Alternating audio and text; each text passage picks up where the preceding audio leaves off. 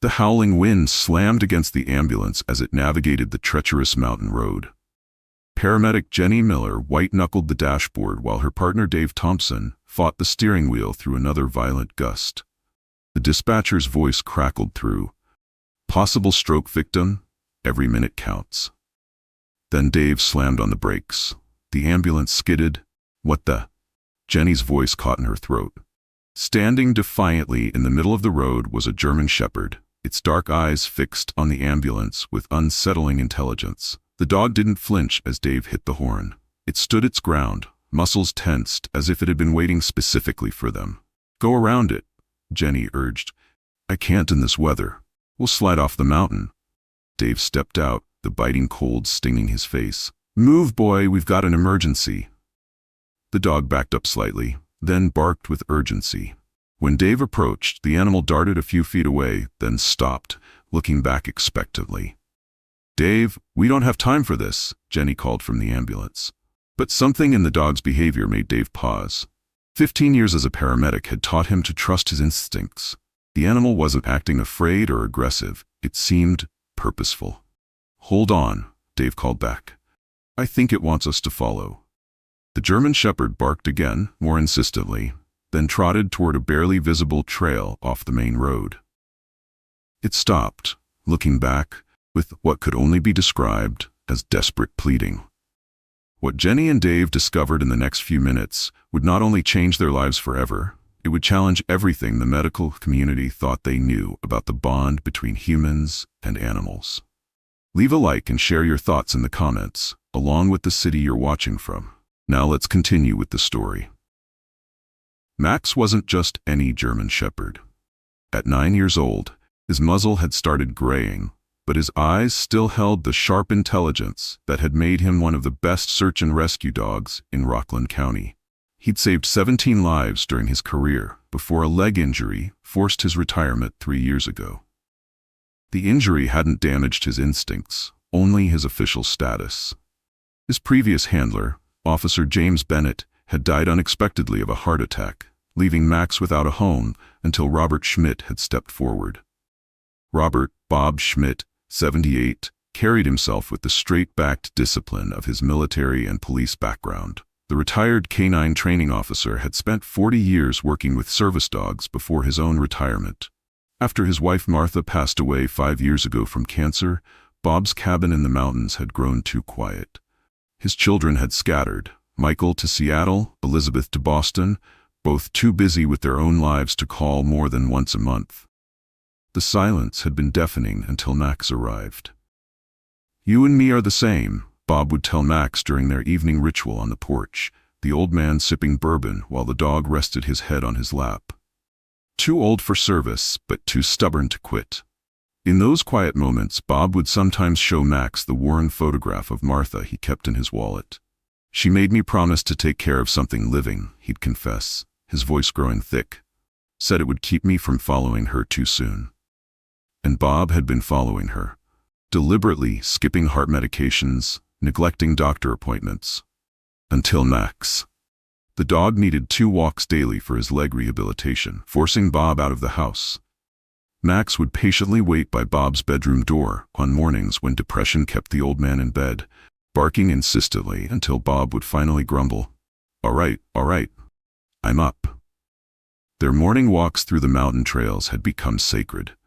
Bob talking to Martha's memory while Max listened attentively. Neither could have known that the unseasonably warm February morning would bring them to the brink of disaster, testing their bond in ways that would shock a community and challenge the cold policies of Rockland Memorial Hospital. The morning had started like any other for Bob Schmidt and Max. Despite the weather forecast calling for afternoon storms, the dawn broke clear and unseasonably warm for February in Rockland County. Bob had stood on his porch, coffee in hand, watching the sun paint the mountains gold. His arthritis wasn't bothering him much, and he decided they would take the longer trail today, the one that wound up to Martha's favorite lookout point. "What do you say, Max? Up for an adventure today?" The German Shepherd's tail wagged enthusiastically, his body already angled toward the trailhead, as if he understood every word. Bob filled his thermos, tucked Martha's photograph in his pocket, a ritual he never skipped, and grabbed Max's special red leash, the one with reinforced stitching that had been a gift from Michael last Christmas. The fact that his son had remembered Max needed a stronger leash had given Bob a rare moment of hope that perhaps the family rift might someday heal.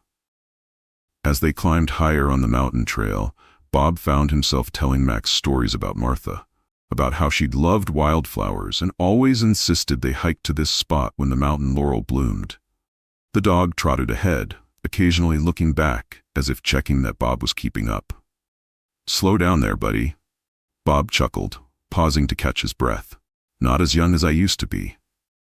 That's when he first noticed it, a strange tingling in his left arm. He flexed his fingers, dismissing it as poor circulation. They continued upward, but Bob's breathing grew more labored than the incline warranted. "Just need to rest a minute," he murmured, lowering himself onto a fallen log. Max circled back, ears perked forward, sensing something amiss. The dog whined softly, nudging Bob's hand with his nose. "I'm all right, boy," Bob assured him, though the pressure in his chest suggested otherwise.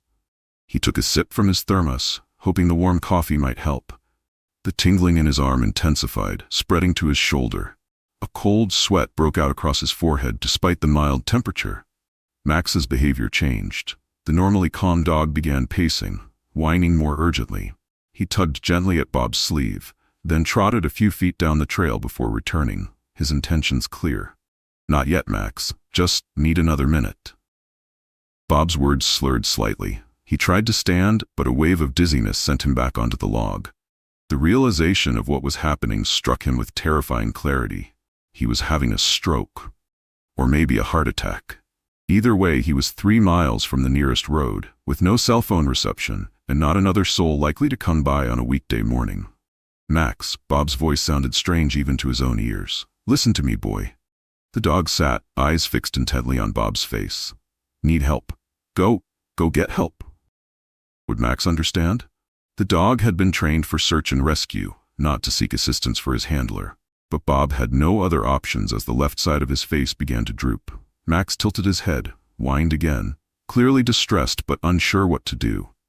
Bob fumbled with the leash clip, hands shaking so badly he could barely release it. "Go, boy. Road. Find someone." The words weren't coming right anymore. Bob managed to pull Martha's photograph from his pocket, pressing it into the medallion holder on Max's collar, a superstitious gesture, but it gave him comfort to think Martha might guide the dog somehow. Another wave of dizziness struck, and Bob slid from the log to the ground. Max barked sharply, frantically licking Bob's face. The last thing Bob remembered was the genuine fear in his loyal companion's eyes as consciousness began to slip away. "Good boy," he whispered. "Find help." Then darkness. Max stood over his fallen master, whining and pawing gently at Bob's chest. When there was no response, the dog's training, buried but not forgotten, began to surface. He barked loudly several times, the universal canine signal for distress, but the mountain trails remained empty. Dark clouds were gathering now, the promised storm approaching faster than forecast. The German shepherd faced an impossible choice: stay with his master or seek help. Instinct urged him to remain, to protect Bob from the elements and any threats, but something deeper, something born of their special bond, pulled him toward action. Max nuzzled Bob's hand one last time, then turned and began running down the mountain trail. His old leg injury slowed him, but determination drove him forward. The dog knew these paths well from their daily walks, and he understood, with whatever comprehension animals possess, that Bob's survival depended on his speed. He reached the main trail junction in record time, hesitating only briefly before choosing the path that would lead most directly to the main road. Fat raindrops began to fall, quickly turning the dirt trail to mud that threatened his footing. Thunder rumbled in the distance, normally something that would send Max seeking shelter, but today he pushed through his fear. By the time he reached the road, the storm had intensified. Visibility was poor, and cars were few. Max stood at the roadside, barking at each passing vehicle, but drivers merely slowed before continuing on their way, unwilling to stop for a loose dog in such weather. The German shepherd's military training kicked in then. He needed a more effective strategy. He moved to the center of the road, directly in the path of oncoming traffic, forcing drivers to stop completely. The first car swerved around him, horn blaring. The second did the same. But Max held his ground, fur soaked and muddy, body trembling from exertion and cold. He would not fail Bob. He could not. Somewhere in his canine mind, he understood that time was running out, that each passing minute decreased the chances of Bob's survival. So when the ambulance appeared around the bend, lights flashing on another call entirely, Max planted his feet firmly in the center of the road, blocking its path with a determination that would soon astonish everyone involved. The ambulance careened into the Rockland Memorial Hospital emergency bay with sirens blaring. Jenny leaped out before Dave had fully stopped, shouting to the waiting trauma team. Elderly male, approximately late 70s, unresponsive when found, presenting with left-sided facial drooping and hemiparesis. BP 190/110, pulse irregular. Dr. Melissa Carter, the attending physician, moved swiftly alongside the gurney. How long has he been down? Unknown. Dave replied, helping transfer Bob Schmidt onto the hospital bed. Found him off-trail about 3 miles up Laurel Mountain. If it wasn't for the dog. What dog? Dr. Carter asked, already shining a penlight into Bob's eyes. As if on cue, a commotion erupted outside. Security guard Frank Wilson's voice rose above the storm. Someone get this damn dog out of here. Through the automatic doors, drenched and mud-covered, limped Max, determined to follow Bob.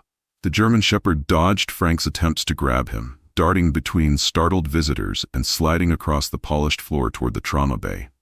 That dog, Dave said, pointing, found the victim, led us to him, then followed the ambulance all the way here. Must have run 5 miles in this weather. Frank cornered Max, reaching for his collar. Hospital policy. No animals. Wait, Jenny intervened, kneeling beside the exhausted dog. This isn't just any dog. He saved this man's life. She examined the medallion on Max's collar, finding the rain-soaked photograph. Look, this must be his owner.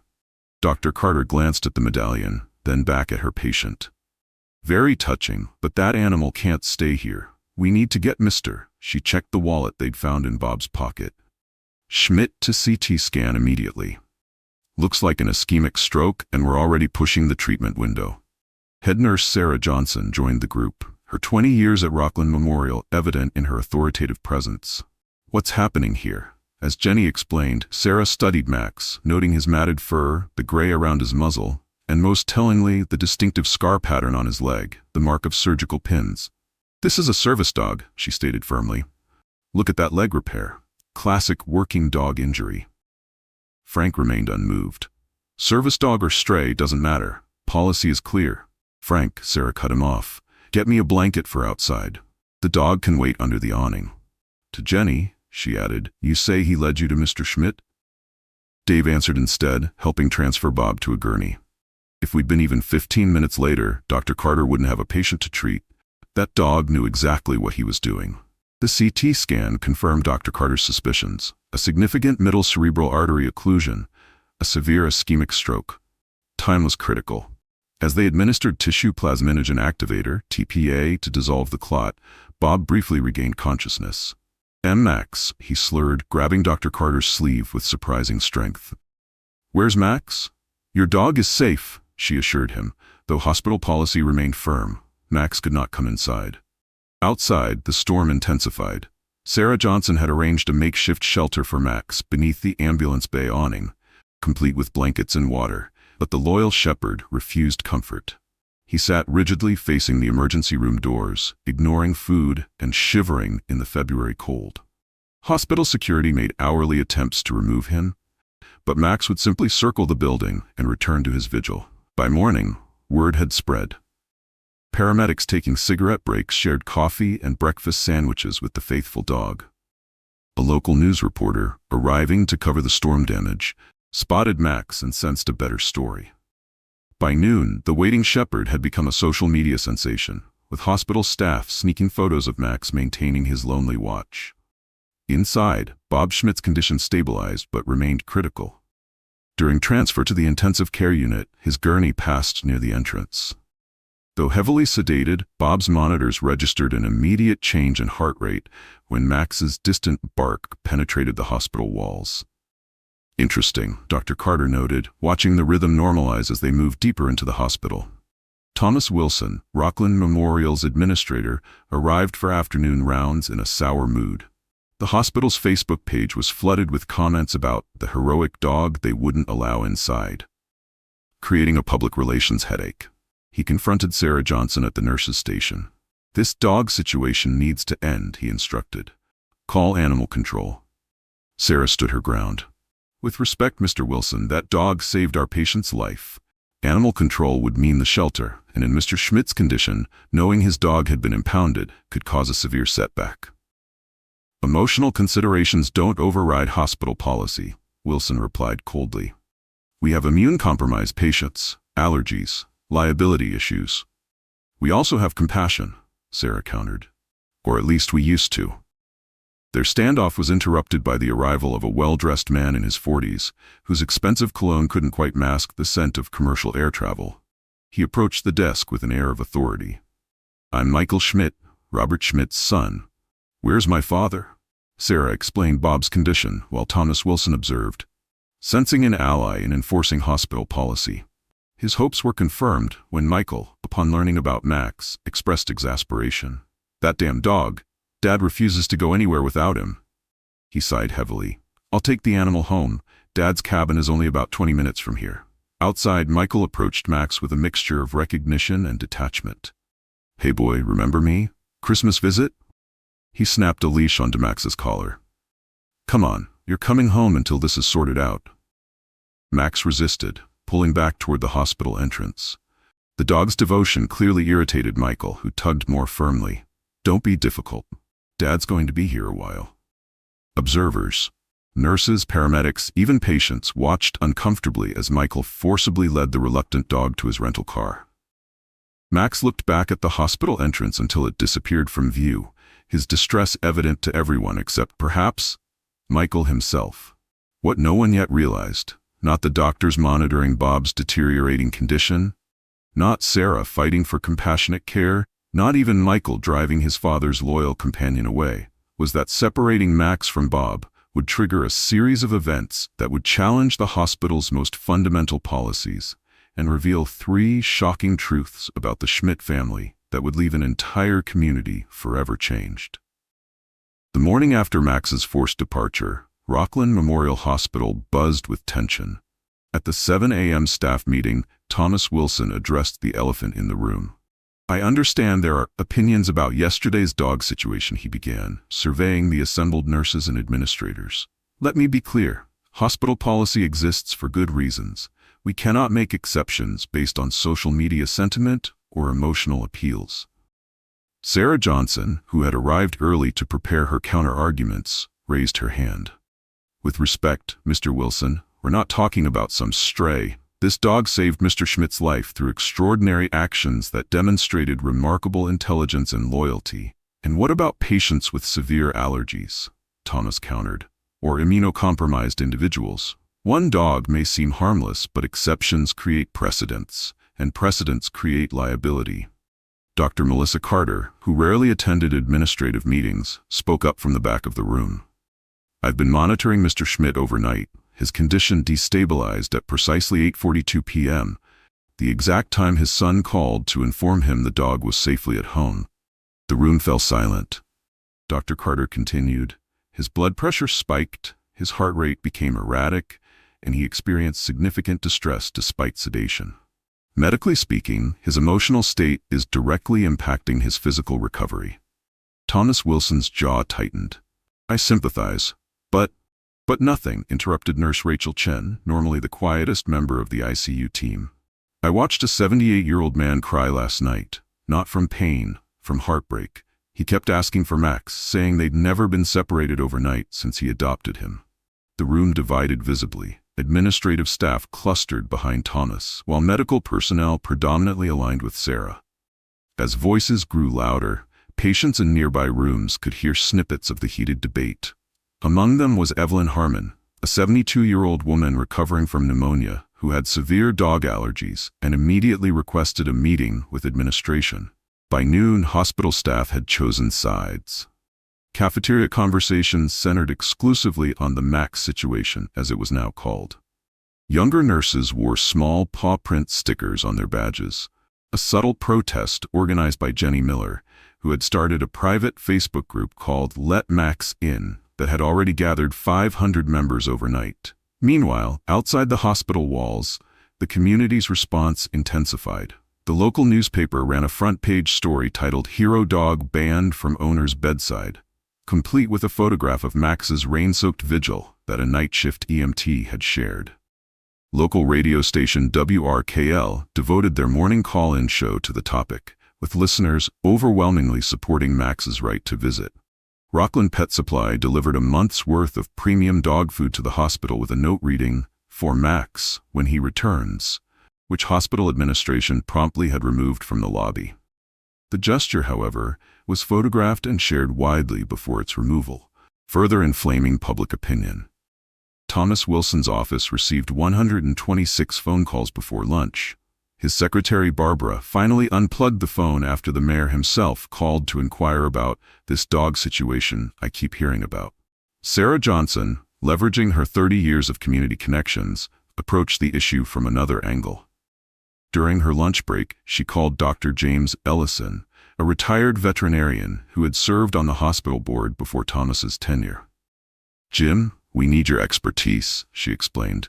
"There's significant medical evidence supporting the therapeutic benefits of animal companionship, particularly in stroke recovery. Could you pull together some research for an emergency board presentation?" Dr. Ellison not only agreed, but mentioned that his daughter, now a veterinary neurologist at Cornell, had recently published a paper on canine cognition and emergency response behavior. "Some dogs," he explained, "demonstrate extraordinary problem-solving abilities in crisis situations. From what you've described, this Max is a remarkable example." By mid-afternoon, the situation grew more complex when Michael Schmidt returned to the hospital, visibly agitated and sporting fresh scratches on his right hand. "That damn dog escaped," he announced at the nurse's station, loud enough for nearby patients to hear. "Broke through the kitchen window sometime last night. I woke up to glass everywhere and no sign of him." Sarah exchanged knowing glances with Rachel. "Did you call animal control?" "Of course I did," Michael snapped. "They're looking, but with the storm damage and downed trees everywhere." He ran a hand through his disheveled hair. "Look, don't tell my father. He's got enough to worry about." Sarah agreed, though she suspected, hoped even, that Max was already making his way back to the hospital. Her suspicion was confirmed barely an hour later when Dave Thompson, coming on shift with the ambulance crew, spotted a familiar figure limping determinedly along Route 9, heading directly toward Rockland Memorial. "You won't believe who I just saw," Dave told Jenny as they checked their equipment. "Our German Shepherd friend, about 2 miles out, looking like he's walked through hell but making a beeline straight here." Jenny immediately texted Sarah, "Max is coming back. ETA 1 hour if nobody picks him up." The message spread through the pro-Max faction like wildfire. By the time the exhausted, limping dog appeared at the hospital perimeter, a small welcoming committee had assembled discreetly near the staff entrance, including Dr. Carter, who had stepped out for fresh air between patients. Max's condition shocked them all. The proud shepherd was filthy, with burrs matted in his fur and a fresh cut on his right front paw. Despite his obvious exhaustion, his focus remained unwavering, finding Bob. He approached the hospital entrance with determined dignity, ignoring the gathering staff members until Sarah knelt beside him. "You came back for him, didn't you?" she whispered, carefully examining his injured paw. 8 miles through the woods. Unbelievable. Dr. Carter made a quick decision. Get him around to the loading dock before security spots him. "Jenny, find some scrubs. If anyone asks, we're treating a therapy dog for one of our home care patients." "Melissa," Sarah warned, "if Thomas finds out." "Then I'll deal with Thomas," the doctor replied firmly. "But I'm not turning away a patient in need, even if that patient has 4 legs." Inside a rarely used storage room, they quickly transformed Max. Jenny's gentle hands cleaned his wounds while Rachel, who groomed her own German Shepherds, worked miracles with a brush borrowed from pediatrics. A makeshift bandage covered his paw injury, and a set of therapy dog credentials, borrowed from Dr. Carter's own retriever, completed the disguise. It won't fool security for long, Sarah cautioned. It doesn't need to, Dr. Carter replied. Just long enough for a certain patient to know his best friend is safe. Michael Schmidt, meanwhile, sat beside his father's bed, awkwardly attempting conversation with a man he barely knew anymore. Their relationship had fractured years ago over Michael's career choices, his divorce, his general absence from family life. The silence between them now felt insurmountable. "The house looks good," Michael offered. "You've kept it up well." Bob, still weakened from the stroke but more alert today, simply nodded. "I checked your mail. Mostly junk, but there were a few bills I took care of." Another nod. Michael sighed, then decided to address the elephant in the room. "About Max? I'm sorry he got out. Animal control is looking." Bob's heart rate monitor immediately spiked, the beeping acceleration drawing a nurse's attention. "Max?" Bob's voice was slurred but urgent. "What happened to Max?" Michael backpedaled quickly. "He's fine, Dad, just not at the house right now." The door opened as Sarah Johnson entered, her expression carefully neutral. "Mr. Schmidt, I need to check your vitals," she announced, moving to the bedside. As she leaned forward to adjust the blood pressure cuff, she whispered something in Bob's ear that Michael couldn't hear. The effect was instantaneous. Bob's heart rate steadied, and a ghost of a smile crossed his face, the first since his admission. "What did you tell him?" Michael demanded after Sarah finished her assessment. "Just medical information." She replied smoothly. "Mr. Schmidt, your father needs rest. Perhaps you could visit the cafeteria while we run some tests." Reluctantly, Michael left, his suspicions aroused but finding no reason to object. The moment the door closed, Sarah released a breath. "He's gone. We have maybe 15 minutes. Dr. Carter entered with a wheelchair. "Ready for a little trip, Mr. Schmidt? There's someone who's traveled a very long way to see you." Bob, understanding immediately, struggled to sit up. "Max? He's here?" Working quickly, they transferred Bob to the wheelchair and covered him with blankets, partially for warmth, partially for disguise. Sarah peeked into the hallway, confirming it was clear of both Michael and hospital administration, then nodded to Dr. Carter. "Operation Reunion is a go," the doctor said with a conspiratorial wink. They moved swiftly through back corridors, using service elevators to avoid main areas. In the small storage room, Jenny stood guard beside a freshly groomed Max, who perked up instantly at the sound of approaching footsteps. When the door opened and Bob was wheeled in, the reunion transcended everyone's expectations. Max, usually disciplined and reserved, whined with pure joy, his entire body quivering as he gently, so gently, placed his head on Bob's lap. Bob's stroke-weakened hand found its way to Max's fur, and the tough old man broke down completely. "Good boy," he sobbed, his speech impaired, but his meaning crystal clear. "You found help? Good boy." The medical staff discreetly wiped away tears as man and dog reunited. Max licked Bob's hand, then carefully maneuvered himself against the wheelchair, pressing his body as close as possible without disturbing any medical equipment. "His vital signs," Dr. Carter murmured, checking the portable monitor they'd brought. "Blood pressure normalizing, heart rate ideal. This is better than any medication we could prescribe." Their moment was interrupted by the sudden crackling of Sarah's radio. "Code admin," came the warning from a sympathetic colleague. "Thomas Wilson heading to ICU. Repeat, administrator en route to Schmidt's room." "We need to move," Sarah urged. "Now." The return journey was tense, with Bob reluctantly separated from Max with promises of another visit. They barely managed to get Bob back into bed before Thomas Wilson entered, Michael Schmidt at his side. "I've been informed," Thomas announced without preamble, "that there are unauthorized staff activities involving Mr. Schmidt and a dog." He surveyed the innocent-looking medical team. "I want to be absolutely clear that any such activities are grounds for immediate disciplinary action." Dr. Carter stepped forward. "Mr. Wilson, as Mr. Schmidt's physician, I've been monitoring his condition closely. His vital signs have shown remarkable improvement in the last half hour, a medical fact you can verify." Thomas remained unmoved. "Medical improvements don't justify policy violations." "What if the policy itself needs examination?" Sarah challenged. "Many hospitals have implemented therapeutic animal programs with strict protocols for safety and hygiene." "This is not up for debate," Thomas insisted. "The board has backed my position." From his bed, Bob Schmidt spoke up, his voice weak but determined. "My dog saved my life." The simple statement hung in the air, its truth undeniable. Michael, who had remained silent, suddenly seemed troubled. "Dad, I know Max is important to you, but rules are rules." "Since when," Bob asked his son, "did you start caring about rules more than what's right?" The question struck Michael visibly, opening old wounds and new possibilities simultaneously. Before he could respond, another unexpected voice joined the conversation. "Excuse me." Evelyn Harmon, the patient with severe dog allergies, stood in the doorway with her IV pole. "I couldn't help overhearing. I'm the one who complained about the dog earlier." Thomas Wilson brightened.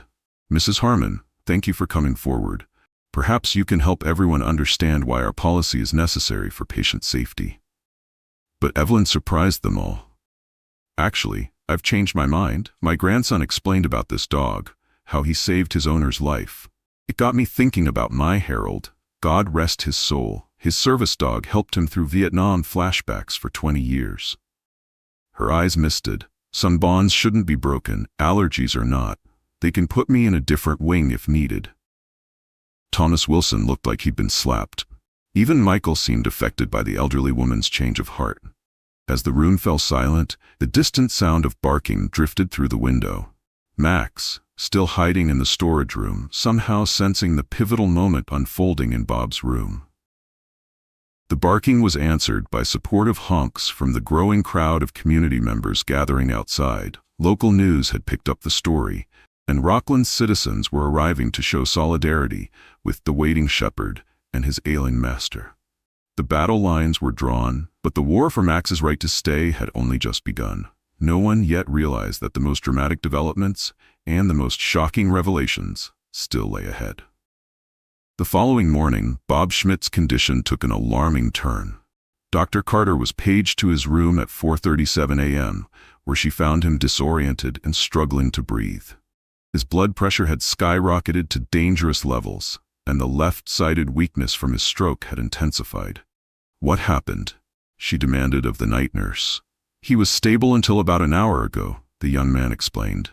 "Then he woke up calling for Max. When I told him the dog wasn't here, he became increasingly agitated. I've administered the prescribed sedatives, but they're barely touching his anxiety." Dr. Carter reviewed the chart with growing concern. The pattern was clear. Bob's vital signs had stabilized dramatically during and after his brief reunion with Max, then gradually deteriorated once they were separated again. Now his condition was worse than when he'd first been admitted. "This isn't just emotional distress," she murmured, studying his latest scans. "The physiological impact is measurable. Blood pressure, cortisol levels, inflammatory markers, they're all responding to the separation." She made a decision then that could potentially end her career. Stepping into the hallway, she called Sarah Johnson at home. "I need Max back here officially," she said without preamble. "Not sneaking around in storage rooms. Bob's condition is critical, and I believe Max's presence is medically necessary for his recovery." "Thomas will never approve it," Sarah replied, though Dr. Carter could hear her already getting dressed. "Then we'll need to make a compelling case. How quickly can you get Dr. Ellison's research on animal therapy?" "I have it already. He sent over 20 peer-reviewed studies last night." "Good. And the dog? Where is he now?" Sarah hesitated. "After yesterday's close call, Dave Thompson took him home. His wife's watching Max until we figure something out." "Bring them both. The dog and the research. We're having an emergency medical review at 7 a.m. By sunrise, the small conference room adjacent to the ICU was packed with key personnel. Dr. Carter had assembled her allies strategically. 3 staff physicians, the hospital's most experienced nurses, and, most importantly, Dr. James Ellison himself, whose presence as a former board member carried significant weight. Thomas Wilson arrived last, clearly irritated at being summoned so early. "This had better be important, Dr. Carter. I have a budget meeting at 8:30. "More important than a patient's life?" Dr. Carter pushed a folder toward him. "Robert Schmidt's condition has deteriorated dramatically overnight. I believe we need to consider an unconventional but medically justified intervention." As Thomas reviewed the charts with a deepening frown, Dr. Ellison spoke up. "I've reviewed the case, Thomas. In my professional opinion, this falls squarely within the emerging field of interspecies therapy. The dog is acting as a biological stabilizing mechanism for Mr. Schmidt. Thomas closed the folder with a snap. With all due respect to your years of service, Dr. Ellison, veterinary medicine doesn't dictate human hospital policy. No, Dr. Carter interjected, but human outcomes do, and the data is unambiguous. She displayed Bob's vital sign trends on the conference room screen. These green periods represent times when Mr. Schmidt was either with Max or had just been told Max was safe and nearby. The red zones show his deterioration when separated. Thomas remained unmoved. Correlation doesn't imply causation. There could be numerous factors. Including these, Sarah Johnson interrupted, distributing copies of Dr. Ellison's research. 20 studies confirming measurable physiological benefits of animal companionship in stroke recovery, particularly in elderly patients with strong pre-existing bonds to the animal. Thomas skimmed the papers dismissively. Even if I were persuaded, which I'm not, there are practical considerations. Other patients' allergies, infection control protocols, all addressable. Dr. Carter countered. We've prepared a comprehensive protocol. She outlined the plan. Max would receive a full veterinary examination and grooming before each visit. He would access the hospital through a designated entrance away from immunocompromised patients. Visits would be supervised and limited to Bob's room, which was already in a private corner of the floor. The discussion grew heated as physicians aligned with Dr. Carter, while administrative staff backed Thomas. Voices rose until Dr. Ellison finally stood, commanding the room's attention with his dignified presence.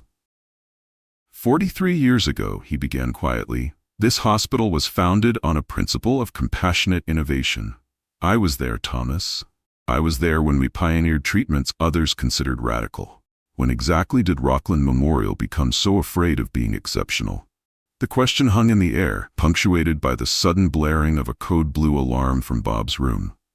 The conference room emptied instantly as medical personnel rushed to respond. They found Bob in full cardiac arrest, his weakened heart finally overwhelmed by the physiological stress of his condition. Dr. Carter took command, directing the resuscitation efforts with focused intensity. Beginning CPR. Get the crash cart.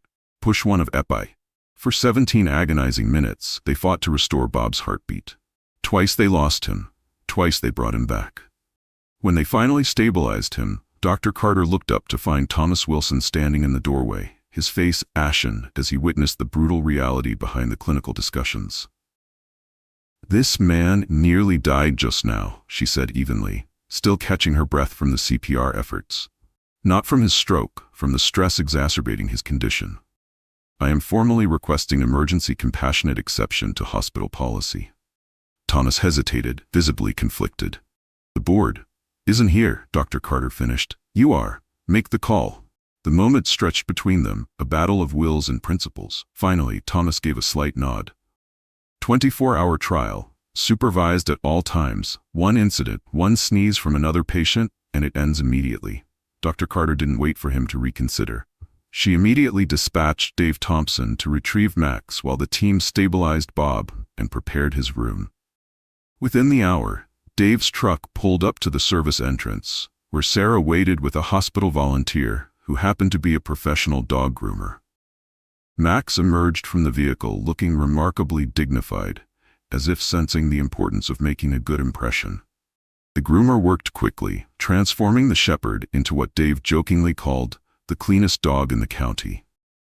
A staff veterinarian performed a thorough examination, certifying Max's health and administering a gentle antiseptic bath as a final precaution. During these preparations, Michael Schmidt arrived at the hospital to find his father surrounded by medical equipment. His condition clearly worsened overnight. What happened? He demanded.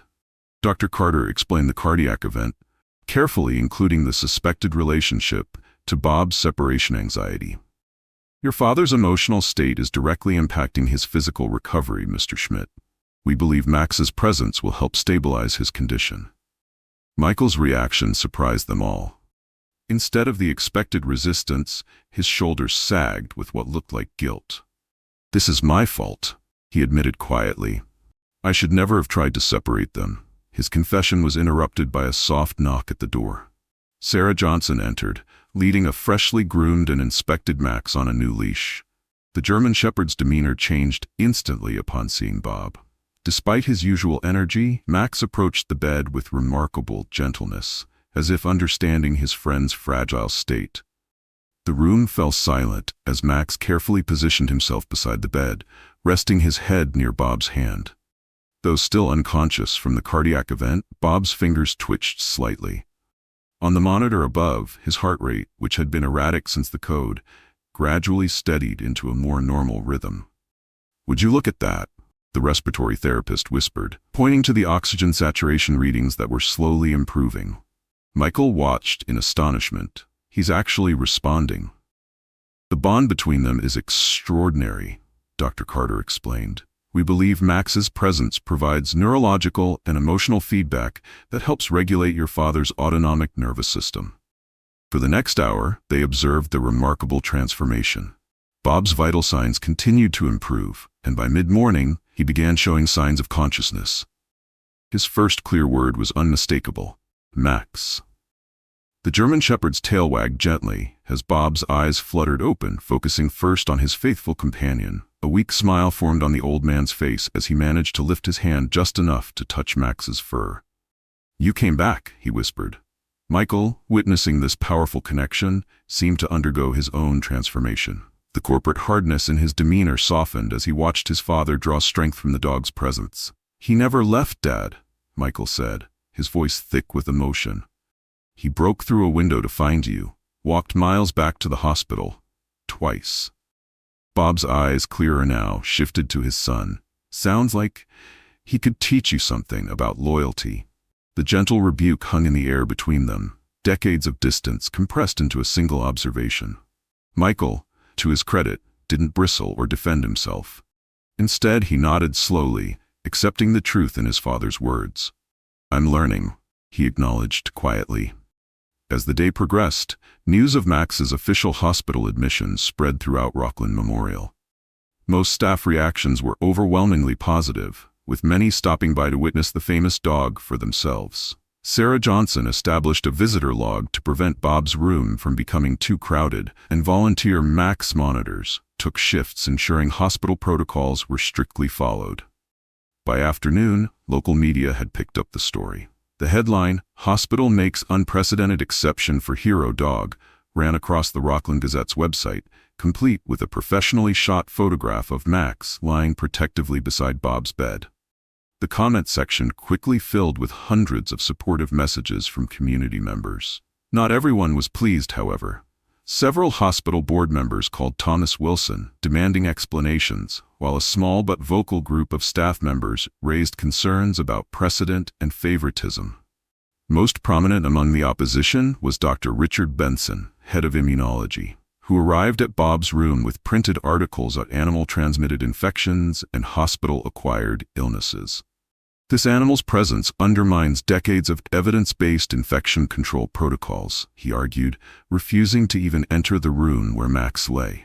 "When a patient contracts a serious infection because we've allowed fur and dander throughout the facility, who will be held responsible?" The confrontation might have escalated had Evelyn Harmon not chosen that exact moment to make her appearance, walker and IV pole in tow.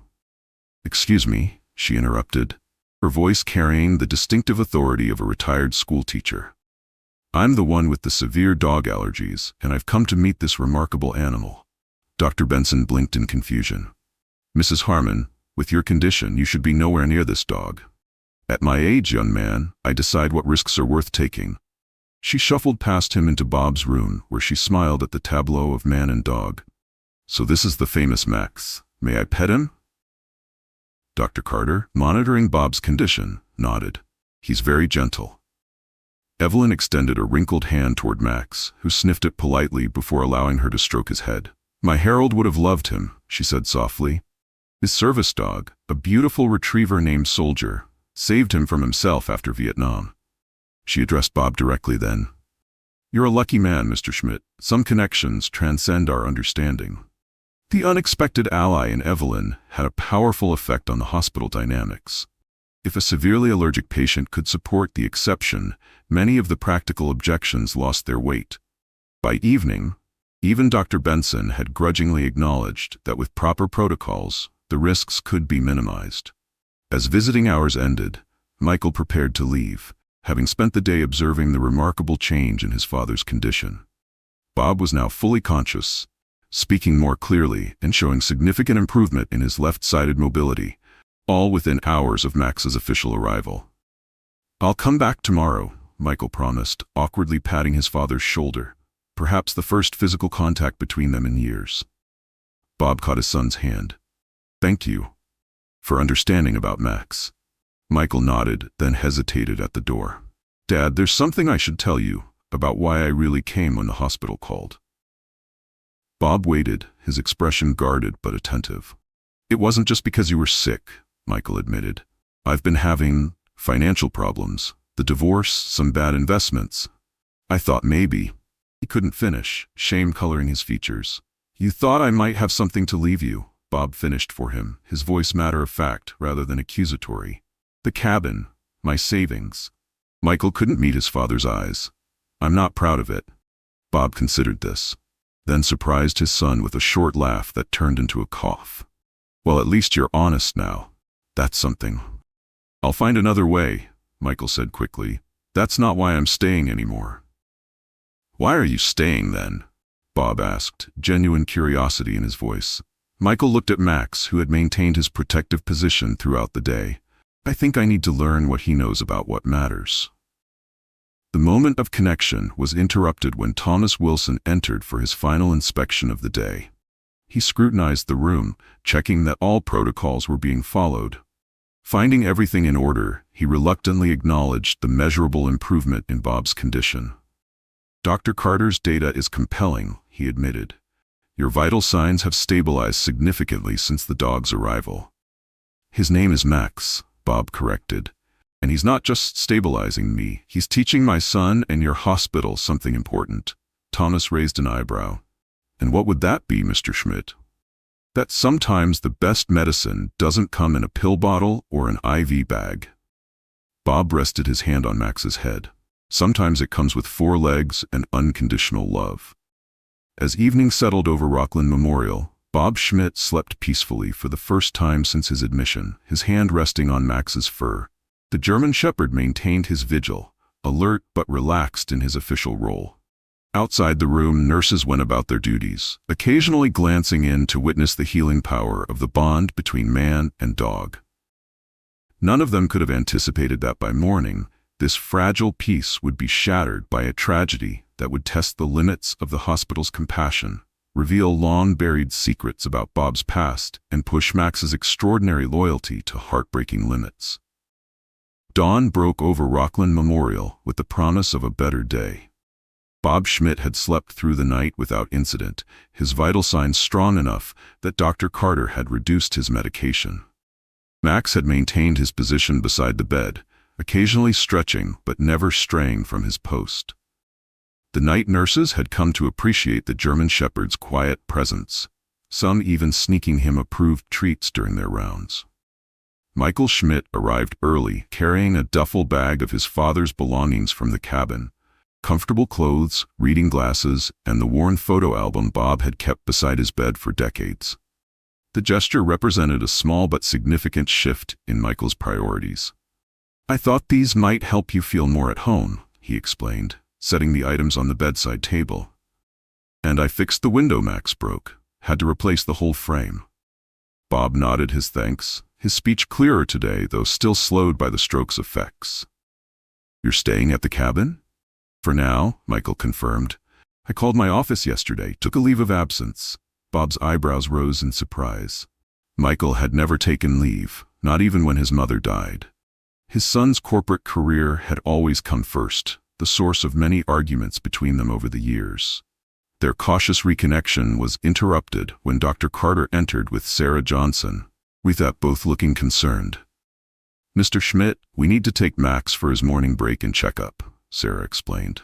The hospital protocol required Max to be taken outside 3 times daily for exercise and relief, always supervised by approved staff. "Is something wrong?" Bob asked, sensing their unease. Dr. Carter hesitated. "There's been a complaint filed with the hospital board, a formal objection to Max's presence citing liability concerns. It's just procedural, but we need to make sure all our documentation is in perfect order. Michael straightened. Who filed it? I'm not at liberty to say, Dr. Carter replied, though her expression suggested she knew. The important thing is to maintain our established protocol without any deviations. One mistake could jeopardize the entire arrangement. Sarah approached Max with the special harness they'd been using for his outdoor breaks. Come on, boy. Quick trip outside. Max looked to Bob for permission, the shepherd's intelligent eyes seeking confirmation that this separation was acceptable. Go on, Bob encouraged. I'll be fine. Reluctantly, Max allowed Sarah to lead him from the room. They took their usual route through the service corridor to avoid main patient areas, but today their path was blocked by an unexpected maintenance crew working on a leaking pipe. Forced to detour through a busier hallway, Sarah kept Max close, walking briskly to minimize their exposure to other patients. Neither of them noticed Dr. Richard Benson emerging from a side room until it was too late. The collision was minor. Max merely brushed against the doctor's leg, but Benson's reaction was explosive. This is exactly what I warned about, he exclaimed loudly, drawing attention from everyone in the hallway. Animals roaming freely, contaminating sterile areas. He's not roaming freely, Sarah countered, maintaining her professional composure. We're following approved protocols and taking an authorized route that was unexpectedly blocked. Benson made a show of brushing off his lab coat. I'll be adding this incident to my formal complaint. This experiment has gone far enough. Sarah continued outside, her hand trembling slightly on Max's leash. The confrontation had been witnessed by several staff members and visitors, ensuring it would circulate quickly throughout the hospital. By the time they returned from Max's brief outdoor break, Thomas Wilson was waiting for them. My office, he directed Sarah curtly.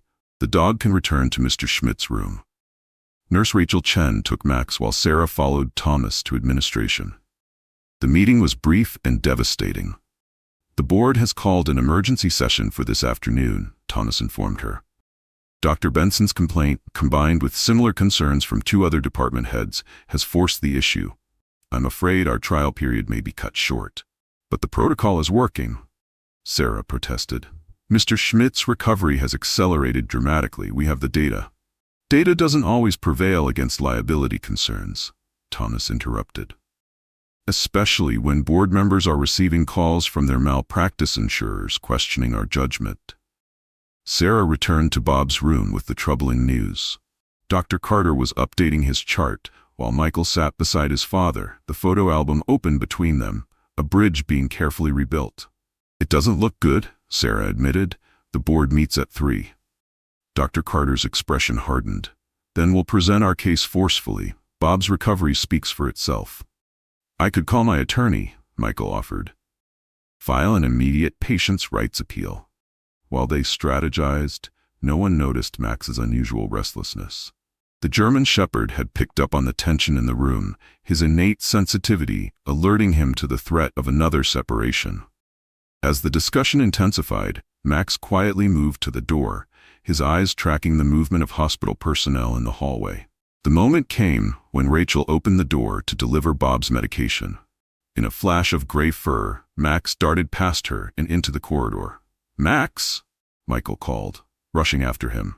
The shepherd moved with surprising speed for his age, navigating the hospital hallways as if searching for something or someone. He rounded a corner and disappeared from view.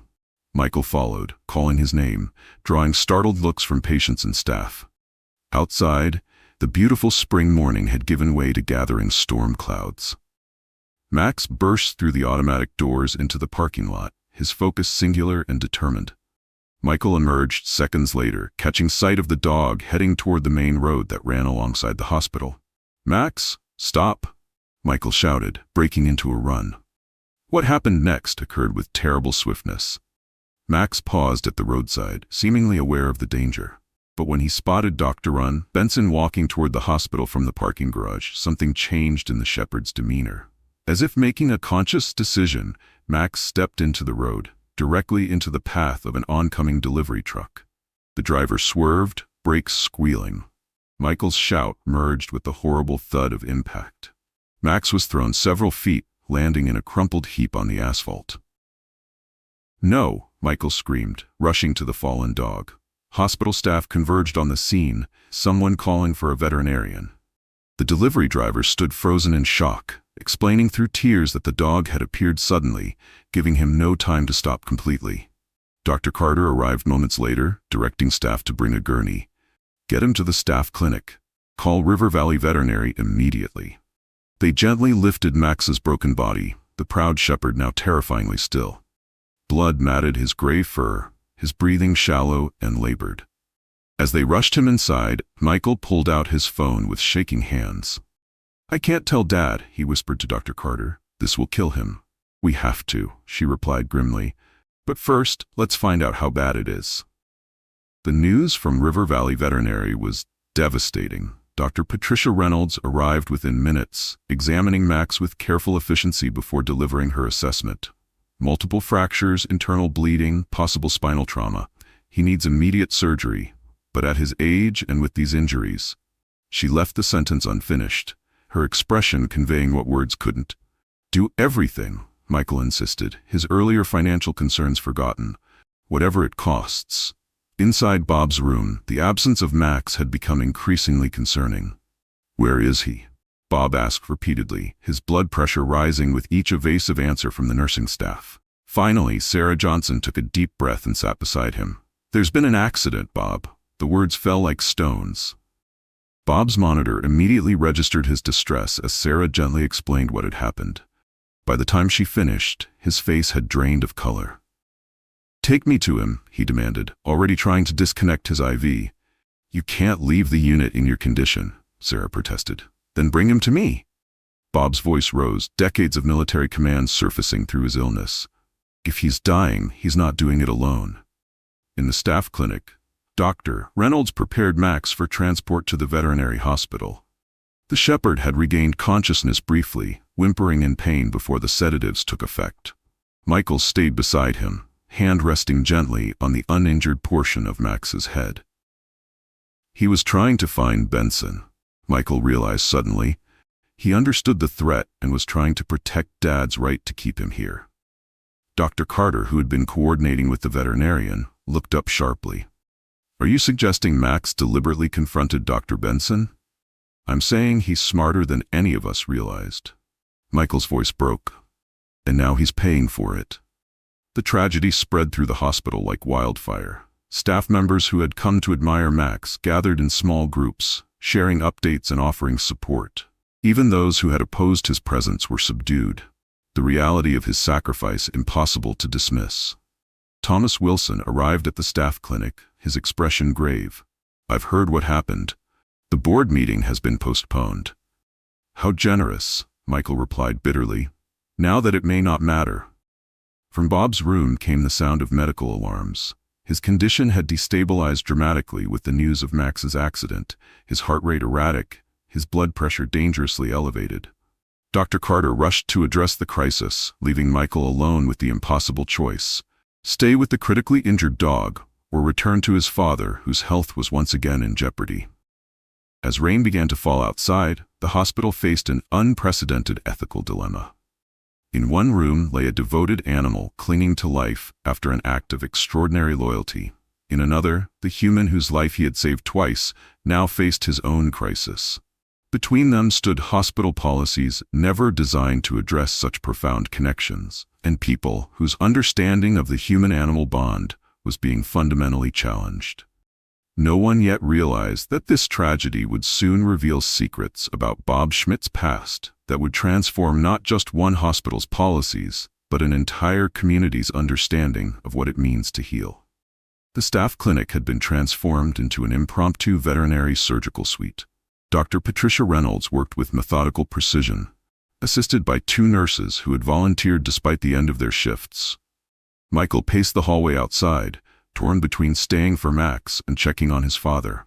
The weight of dual responsibilities, both new to him, pressed down with suffocating force. Sarah Johnson found him there, her expression grave. "Your father is stabilized for now, but he's demanding to see Max. He tried to get out of bed twice." "Max might not survive the next hour," Michael replied, his voice hollow. "The internal bleeding is severe." "There's something else," Sarah said, lowering her voice. When we were calming your father, he became delirious, talking about his work with the program. He mentioned Max wasn't his first therapy dog. He kept saying we should check his records from '76.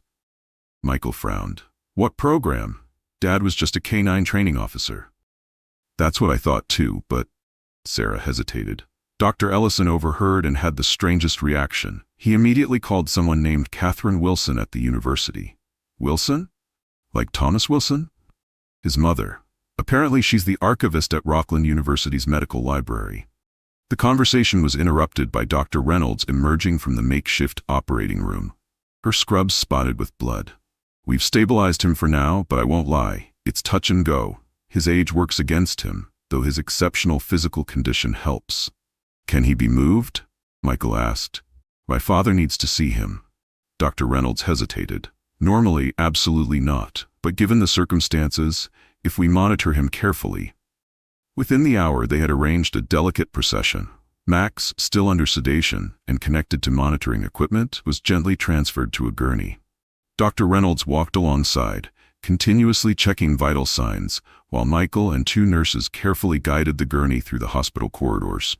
Outside Bob's room, they encountered an unexpected obstacle. Thomas Wilson stood blocking the doorway, his expression stern. This crosses every line of hospital protocol, he stated firmly. A post-surgical animal cannot enter a patient care area. Michael stepped forward, ready for confrontation, but was preempted by an authoritative voice behind them. Thomas Alexander Wilson, said an elderly woman approaching with remarkable speed for someone using a walker.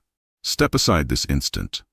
Even in his 60s, Thomas straightened automatically at the maternal command. Mother, you can't be here. This isn't your department.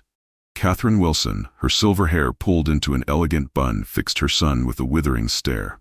No, but hospital history certainly is my department, and that history is about to repeat itself, if you'll get out of the way. She turned to Michael with surprising gentleness. You must be Robert's son. I should have recognized you earlier. You have his determined chin. Michael blinked in confusion. I'm sorry, you know my father? Know him? Catherine's eyes widened. My dear boy, your father revolutionized this hospital.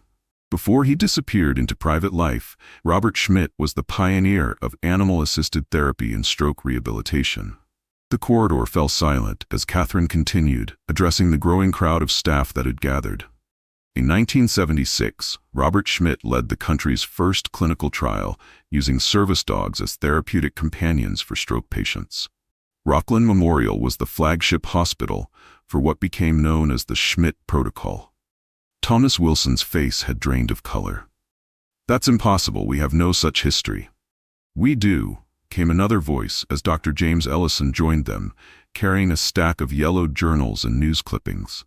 The records were archived decades ago when funding shifted, but they exist. He handed a faded newspaper to Thomas. You might recognize the young doctor standing next to Robert in this photograph. Thomas stared at the image, a much younger version of his father, the hospital's previous administrator, shaking hands with a military-straight Robert Schmidt. Between them sat a German shepherd wearing what appeared to be an early version of a therapy dog vest. After Vietnam, Robert developed a program integrating returning military dogs with stroke-affected veterans, Catherine explained. The results were revolutionary, exactly as you're seeing now with his own recovery. Michael took the newspaper with trembling hands. Dad never told me. After Mom died, he rarely talked about his past at all. The program ended abruptly in 1983, Dr. Ellison added.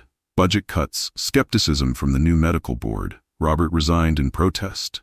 Sarah Johnson, who had been quietly listening, suddenly gasped. The medallion, the one on Max's collar with Mrs. Schmidt's photo. Check the back. Michael fumbled with the medallion they had removed before Max's surgery. Turning it over, he found faded engraving, Schmidt Protocol, Service Animal 27. Max wasn't just any rescue dog, Dr. Carter realized, the pieces falling into place. He was from your father's original program bloodline. Inside Bob's room, the monitors beeped steadily as Bob struggled to sit up, having heard fragments of the conversation outside. When the door finally opened, he saw first the gurney bearing Max's broken body, then the shocked face of his son. You knew, Michael said, his voice a mixture of accusation and awe. "You recognized what Max was the moment you saw him at the shelter." Bob nodded weakly. "His markings identical to his grandfather. Apollo was my first therapy dog. Started it all." As they carefully positioned Max's gurney alongside Bob's bed, Dr. Reynolds monitoring the shepherd's vital signs, the room filled with hospital staff bearing the faded evidence of Bob's forgotten legacy. Catherine Wilson wheeled herself to Bob's bedside, smiling gently at her old colleague. "You disappeared so completely, Robert. Why?" Bob's hand reached out, trembling to touch Max's fur. "Lost faith. After they shut down the program, then Martha's diagnosis." His voice faltered. "Easier to hide in the mountains."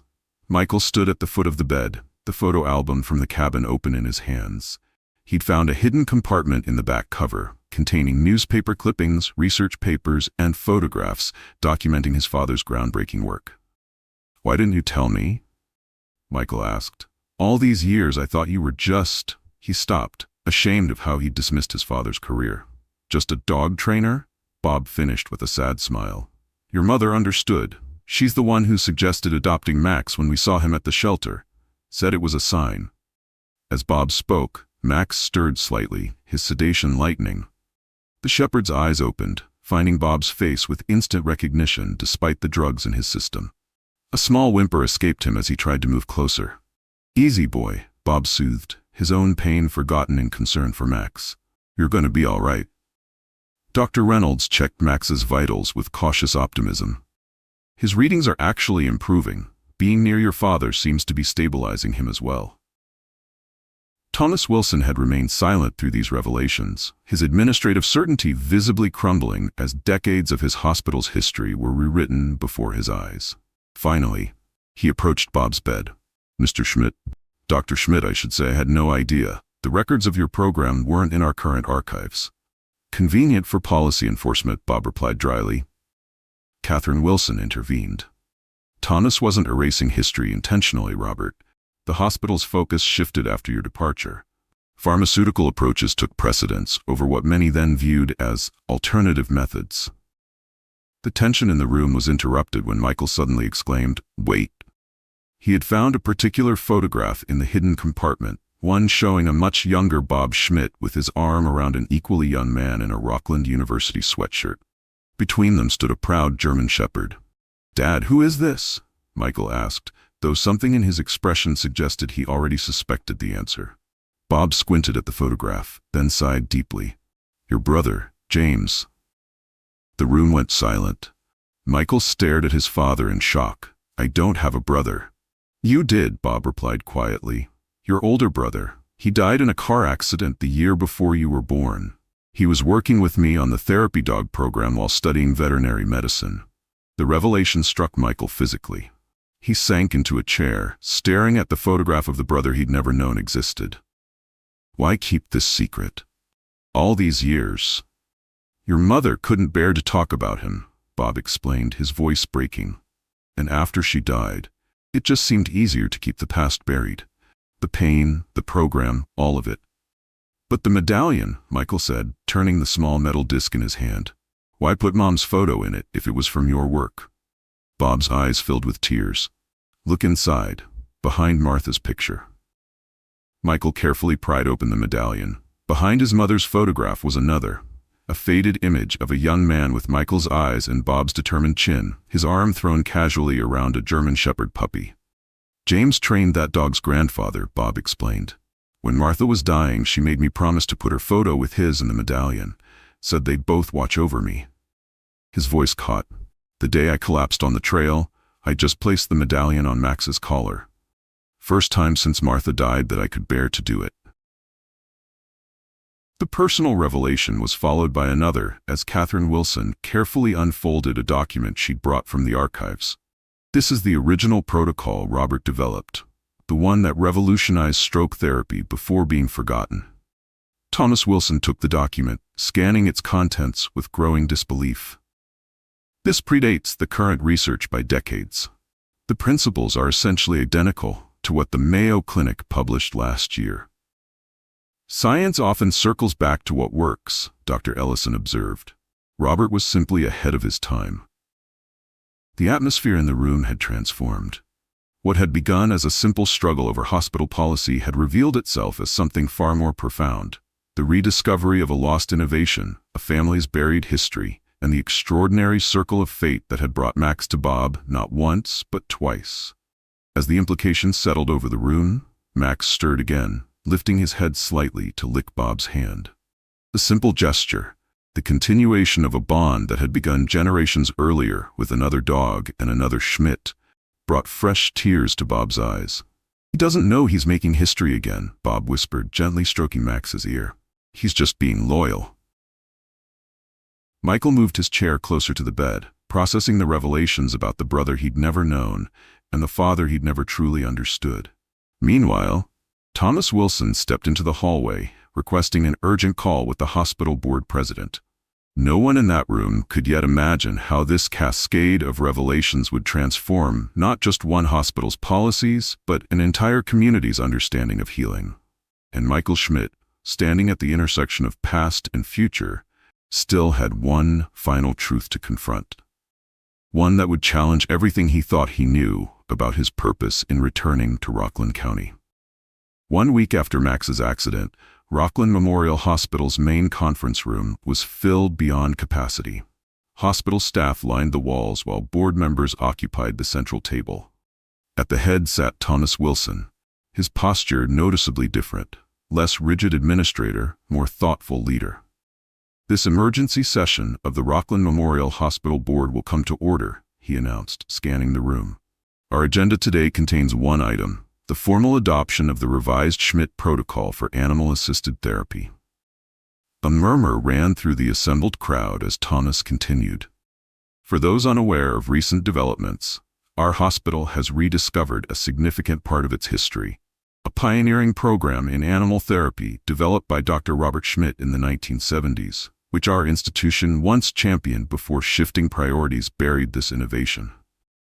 He gestured toward Dr. Carter, who rose to address the gathering. "The medical evidence supporting the Schmidt Protocol is overwhelming, both from historical data and our recent experience. Robert Schmidt's recovery has progressed at twice the expected rate, while his therapy dog Max has similarly defied veterinary expectations in his own recovery." Dr. Patricia Reynolds, now officially consulting with the hospital, added her professional assessment. "Max's response to being near his owner during recovery supports the bidirectional nature of the human-animal bond that Dr. Schmidt theorized decades ago. The healing appears to be mutual." Presentation boards displayed dramatic before and after charts of Bob's vital signs, brain activity, and mobility metrics. Photographs documented Max's remarkable recovery from injuries that would have been fatal to most dogs his age. The evidence was compelling, but Thomas knew that evidence alone wasn't always enough to change institutional thinking. "Before we vote," he said, "I'd like to invite a special guest to address the board." The conference room doors opened to reveal a wheelchair, pushed by Michael Schmidt.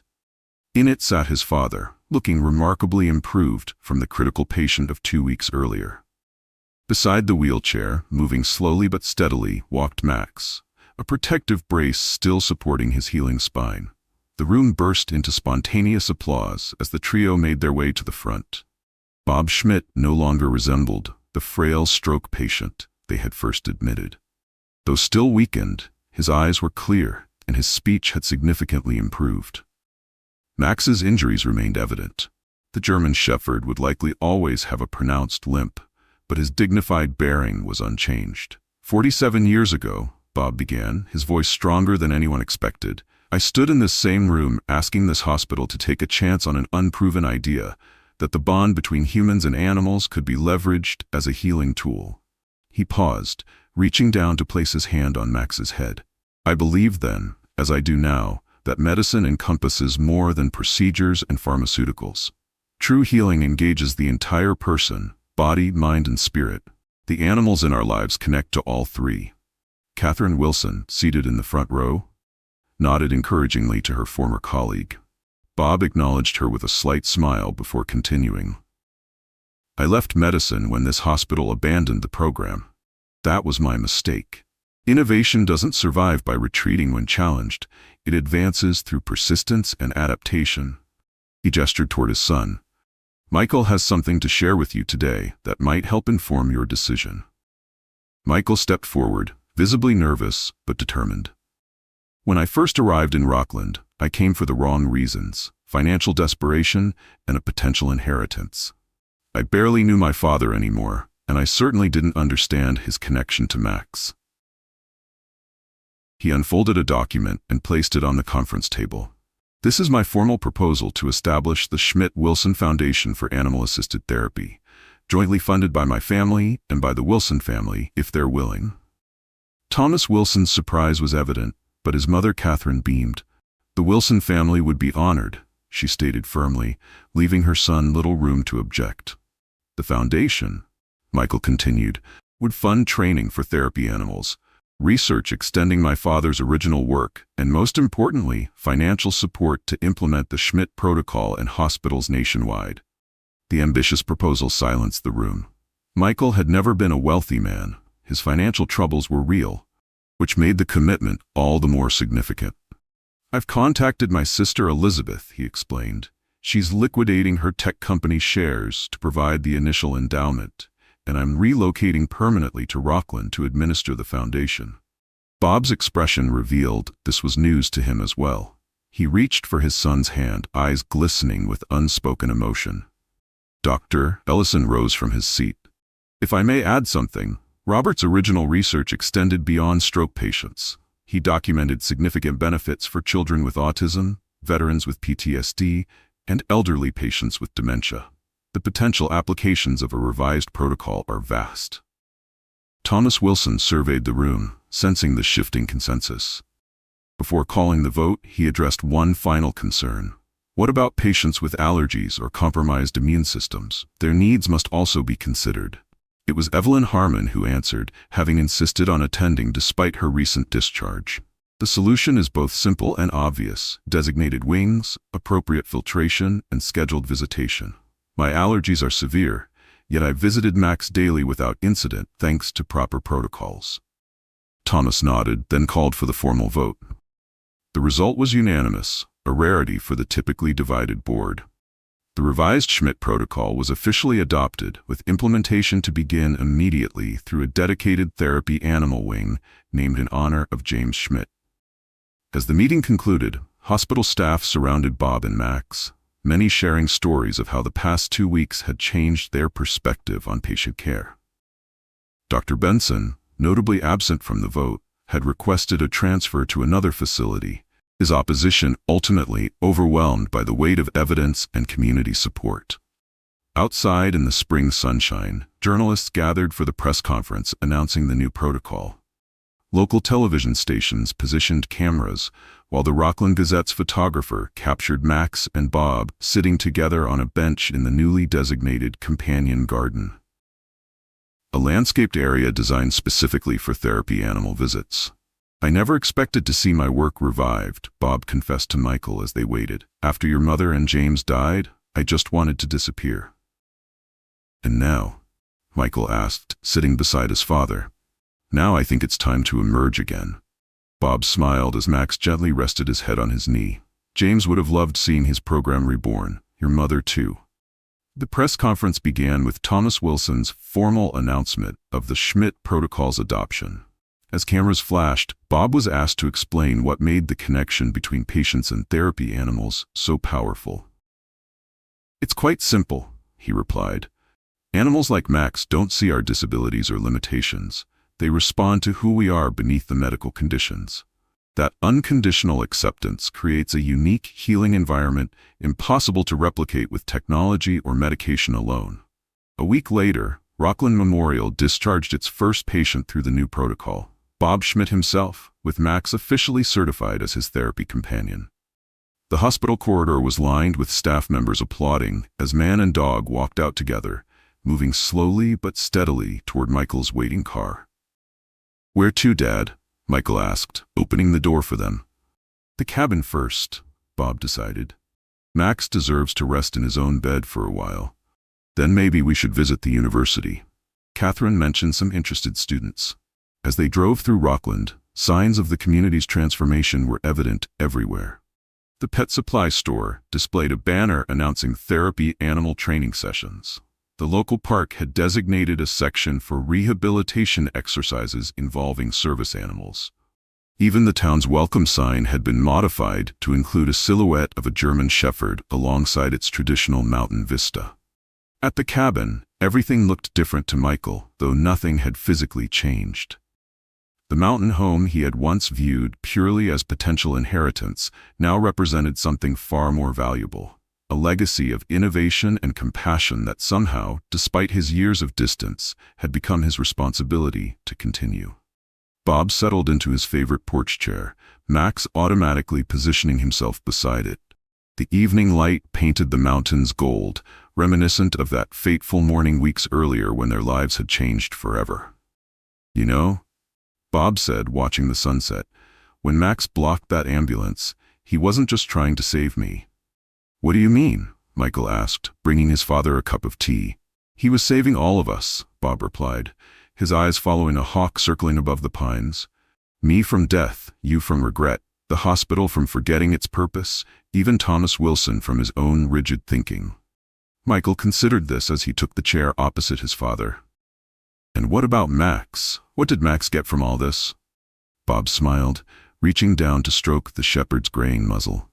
"The one thing all living beings truly need: purpose, the certainty that his existence matters." As darkness settled over the mountains, the Schmidt cabin glowed with renewed life. Inside, father and son pored over old research papers, planning the foundation's future. Outside on the porch, Max kept watch, his loyal heart beating steadily beside the humans he had brought together, his purpose fulfilled yet, somehow, just beginning.